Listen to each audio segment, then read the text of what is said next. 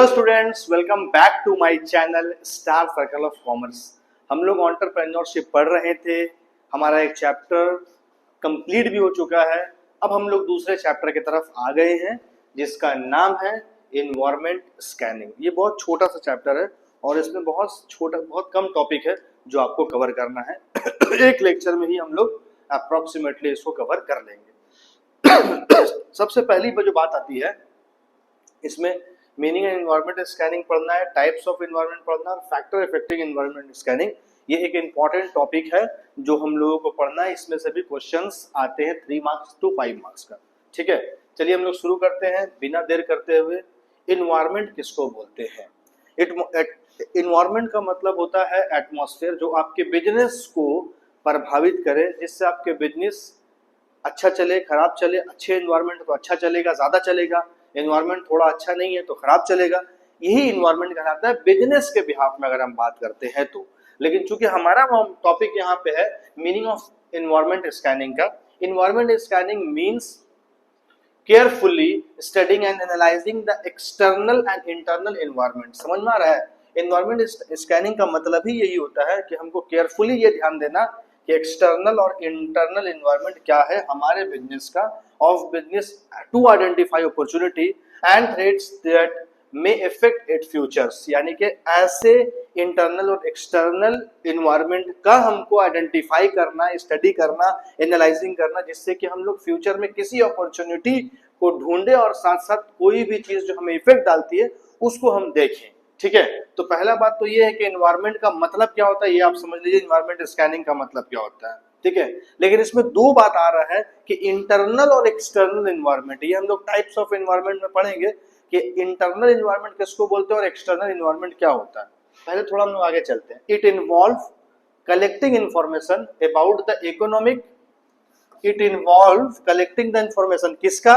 Economic का, social का, political and legal, technological and competitive. यानी कि कुछ चीजों का जो है factor to understand the condition in which a business operates. यानी कि इन सारे चीजों के बारे में हमको जानना, इन सारे चीजों के बारे में हमको इंफॉर्मेशन कलेक्ट करना ही इन्वायरमेंट स्कैनिंग कहलाता है। सिंपल भाषा में हम बात कर सकते हैं, environment scanning is like keeping your eyes and ear open to know what is happening around business world. यानी कि आप अपनी आंख को, अपने कान को इस तरह से खुली रखिए कि आपके बिजनेस के अराउंड में क्या चीजें चल रही है, ये सारी चीजों को आप जाने। इसको बोला जाता है इन्वायरमेंट स्कैनिंग। ठीक है, so the company can make better decision and stay prepared for changes. जिस वजह से जो भी ऑर्गेनाइजेशन होती है वो अच्छी डिसीजन भी ले सकेगी और साथ ही साथ फ्यूचर के लिए या फिर कोई चीज चेंज होता है तो उसके लिए भी प्रिपेयर होगी। तो ये चीज आपको ध्यान रखना है। क्लियर? चलिए हम लोग आगे चलते हैं। दूसरा जो इसमें हमारा टॉपिक आएगा टाइप्स ऑफ इन्वायरमेंट। इन्वायरमेंट दो तरह का होता है, एक होता है इंटरनल इन्वायरमेंट, एक होता है एक्सटर्नल इन्वायरमेंट। अब भाई इंटरनल क्या होता है सर, एक्सटर्नल क्या होता है, इससे पहले मीनिंग में आई बात। यस, तो मैं आपको बताना चाहता हूं कि internal environment refer to factor within the organization can be controlled by business decide the strength and weakness of the firm. ठीक है, यानी कि इंटरनल एनवायरनमेंट उसको बोलते हैं जो कि इंटरनली बिजनेस को इफेक्ट डालता है। जैसे एग्जांपल के तौर पर कोई एम्प्लॉय अगर चोर निकल गया तो अब क्या होगा, वो इफेक्ट डालेगा, सामान चोरी होगा।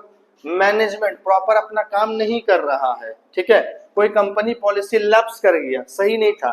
ठीक है, physical resources and company culture. ठीक है, ऐसा एनवायरनमेंट जो इंटरनली कंपनी को, इंटरनली ऑर्गेनाइजेशन को इफेक्ट डालती है, that organization is called internal environment. ठीक है, external environment refer to factor outside the organization cannot be controlled by the business but affect its performance, provide both opportunities and threats।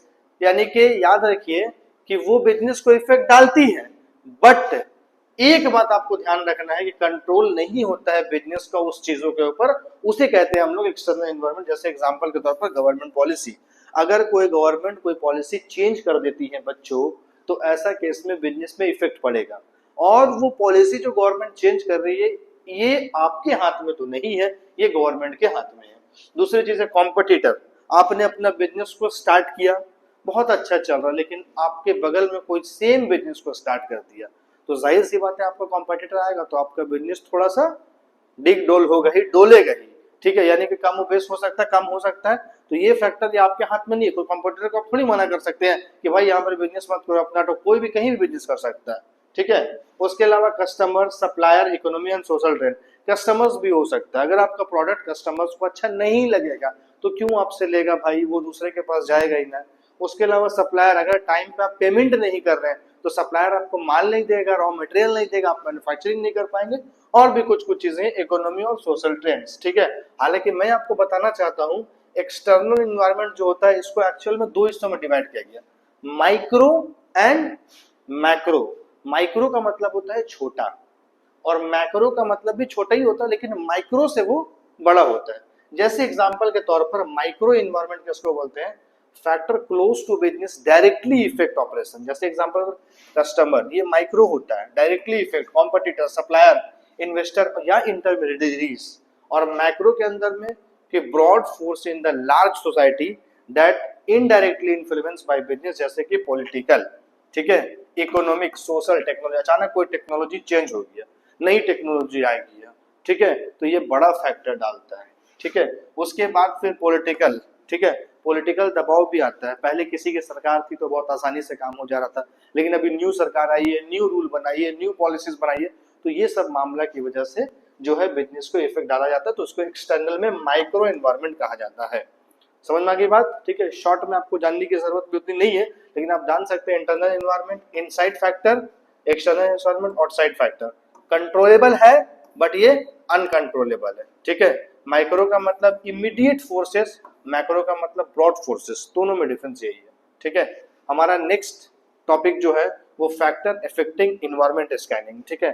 Environment scanning कौन सी factor जो है effect डालती है, तो पहला यहाँ पे क्या है, complexity of environment, dynamism of environment, size of the organization, level of management and availability of information. अभी हम लोग इस पे डिस्कस करते हैं। नंबर 1 सबसे पहले बात करते हैं हम लोग कॉम्प्लेक्सिटी ऑफ इन्वायरमेंट।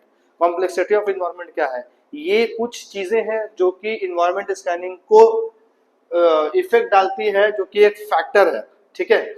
इसमें सबसे पहले बात आता है when many factor affect business, economic, social, legal and technological, ये है scanning become more important the more complex the environment and harder it is to predict and changes। मतलब इन सारे चीजों को प्रेडिक्ट करना और चेंज करना बहुत मुश्किल होता है।